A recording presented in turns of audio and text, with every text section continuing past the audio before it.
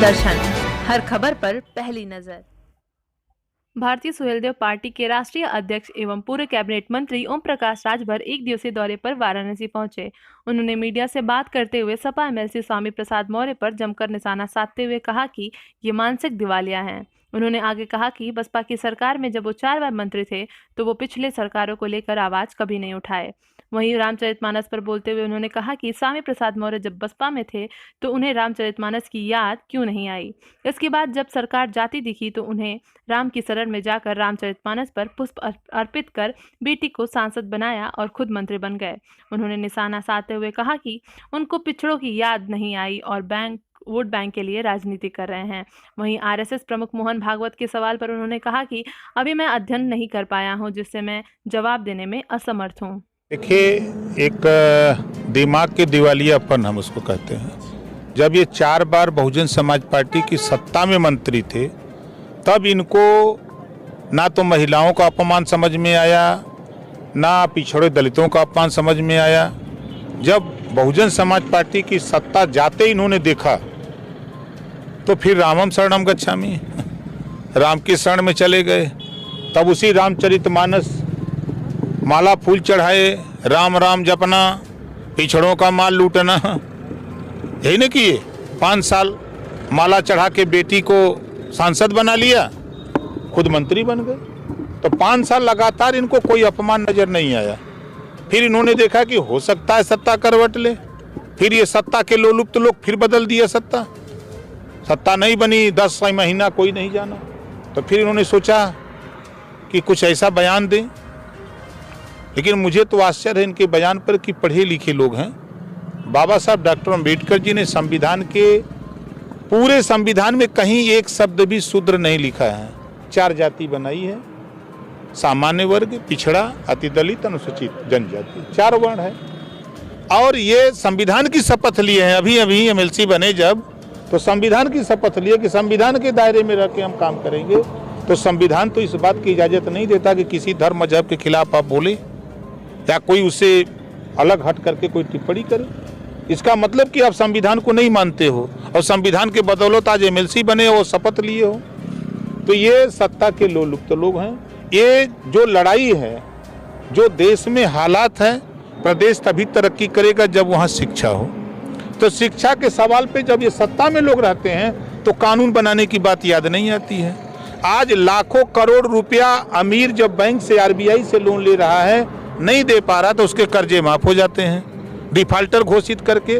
तो जो किसान लोन लिया है नहीं दे पा रहा है, जो गरीब घरेलू बिजली का बिल नहीं दे पा रहा है, ऐसे लोगों का लड़ाई क्यों नहीं लड़ते कि इनको भी डिफाल्टर घोषित करके इनके कर्जे माफ किए जाए। समाजवादी पार्टी अखिलेश यादव भी अब उनके समर्थन कर रहे हैं और कर रहे हैं मुख्यमंत्री हमें इस बात को कहें जो स्वामी प्रसाद मौर्य कर रहे हैं। बीजेपी को शूद्र के खिलाफ बता रहे हैं। बीजेपी जो है शूद्रों का ख्याल नहीं रखती, हम सबको शूद्र मानती है। हम तो समाजवाद की परिभाषा पढ़े हैं। राम मनोहर लोहिया जी ने कहा है कि समाजवाद लाना है तो अपने नाम के आगे पीछे जाति हटा दो, यही ना समाजवाद है। और अखिलेश जी क्या हैं? अखिलेश सिंह यादव, आधा क्षत्रिय है आधा शूद्र है। उनकी भाषा में यही ना, आधा क्षत्रिय है आधा शूद्र है। तो पहले तो वो तय करें कि शूद्र वाले गोल में है कि क्षत्रिय वाले गोल में है। इतना तो दोनों हैं। प्रकाश जी, मोहन भागवत जी अब समर्थन कर रहे हैं स्वामी प्रसाद मौर्य का। वो कह रहे हैं ब्राह्मणों ने जातियों में बांटा है, लोग विभाजन ब्राह्मण की ही देन है। अब ये मोहन भागवत जी के बयान को पूरा हमने अध्ययन अभी नहीं किया है। अभी तो हम मऊ में महिला महारैली को लेकर के हम वहाँ व्यस्त थे, वहाँ से निकले हैं, रात को आए हैं, सुबह उठे हैं, नहा के भाग के इधर। अब उनके बयान को पढ़ लें कि क्या बयान है। तब जो कर रहे हैं वो सही है, ब्राह्मणों ने बांटा है देश में। अब वो देखिए नहीं, अब ये हम तो पैदा नहीं थे तो कैसे बता दें कि कौन बांटा कौन नहीं बांटा। अब जो इतिहास है उसको जब पढ़ा जाए तब मालूम हो। नहीं, स्वामी प्रसाद मौर्य जी रामचरितमानस को लेकर किस तरीके से बोल रहे हैं, तो अब आरएसएस प्रमुख भी ऐसे बोल रहे हैं। तो अगर आप नहीं पढ़ा, अगर हम लोग बता रहे हैं, तो अगर इस तरीके नहीं, देखिए मोहन भागवत जी के बयान पर, अब जैसे मोहन भागवत जी ये बात कह रहे हैं, कल तक मोहन भागवत जी हिंदू राष्ट्र की बात करते थे। मोहन भागवत जी का बयान अभी हमने देखा कि मुसलमान भी भारत का अभिन्न अंग है। अब उसके प्रति उनका रुख नरम हो गया। फिर उन्होंने बयान दिया कि हम सबको मिल के रहना चाहिए। ये बात 100% सही है, लेकिन अभी जो उन्होंने बयान दिया है, अब उनके हिसाब से अगर वो कह रहे हैं तो भाई पूरी सरकार उन्हीं के इशारे पर चल रही है, तो वो ज़्यादा हमसे जानते हैं। मंत्री जी, अखिलेश यादव बिहार की तर्ज पर जातिगत जनगणना की मांग कर रहे हैं, क्या लगता है, आप क्या कहें इस पर? नहीं, देखिए, हम तो आप लोगों के साथ 20 साल से बात कह रहे हैं ना कि जातिवार जनगणना हो, तो ये जब सत्ता में लोग रहते हैं तो क्यों नहीं कराते? सत्ता से बाहर होते हैं तभी बात याद आती है। आप अगर शायद याद होगा कि समाजवादी पार्टी की सरकार में ही प्रमोशन में आरक्षण खत्म हुआ था।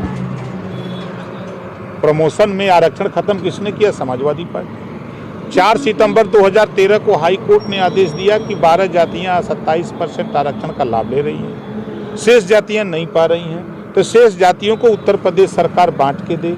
उस समय मुख्यमंत्री कौन था? अखिलेश यादव जी थे। इन्होंने वो भी काम नहीं किया। 14 सितंबर 2013 को हाई कोर्ट ने भी एक आदेश दिया कि जो पढ़ाई शिक्षा का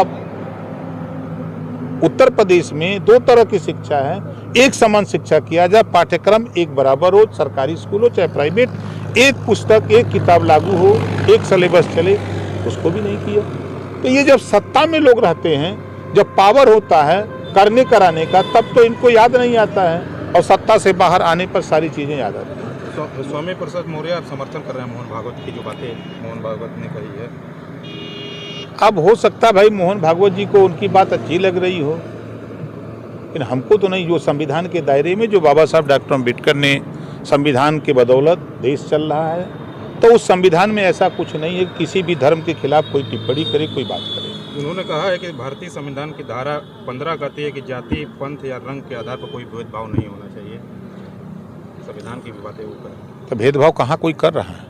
नहीं, जिस तरह से इसमें रामचरितमानस में उनके हिसाब से जो भेदभाव किया गया है। इतने दिन कहाँ थे लोग? इतने दिन कहाँ थे? अगर इसमें आज चर्चा क्यों हो रही है? सवाल इस बात का भी है ना, आज चर्चा क्या लग रहा है, क्यों इसको चर्चा? क्या दलित वोट बैंक की राजनीति हो रही है, क्या हो रहा है? देखिए, सारी खुराफात वोट के लिए हो रही है। इस देश में सारी खुराफात वोट के लिए हो रही है, और कहीं कुछ नहीं है।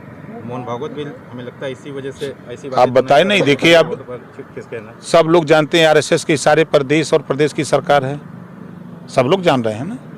तो वो जो कह रहे हैं तो उसके पीछे वोटें हैं और कुछ नहीं है। सारी लड़ाई वोट के लिए है। जितना नेता बोल रहे हैं सब वोट के लिए लड़ रहे हैं। मंत्री जी, लखनऊ में रामचरितमानस की प्रतियां जलाई गई थी, उसको लेकर के सरकार ने जो है लोगों पे FIR भी दर्ज किया था, उन पे रासुका लग गया है। बिल्कुल, ऐसे लोगों के खिलाफ कार्रवाई होनी चाहिए, हम भी उसके पक्षधर हैं। तो इस तरीके से जो विरोध कर रहे हैं उन पे भी कार्रवाई होनी चाहिए? बिल्कुल होना चाहिए। तो संघ प्रमुख पे भी होना चाहिए? अब सरकार का काम है ना। नहीं, अभी आप बोल रहे हैं कि बिल्कुल होना चाहिए। तो अगर संविधान के दायरे में अगर कोई गलत काम करता है, कानून के दायरे में, उनके खिलाफ तो कार्रवाई होनी चाहिए। ओम प्रकाश जी, इस बार चुनाव में किसके साथ जा रहे हैं? हम अभी तो फिलहाल आपके साथ हैं। चुनाव आएगा अभी तो बताएंगे। कुछ बनेगी जैसे? नहीं, अभी कुछ नहीं। अरे कोकी आवे के सवेरे मोबा में संजा के तक कैसे। ठीक, एक टीटी करेंगे।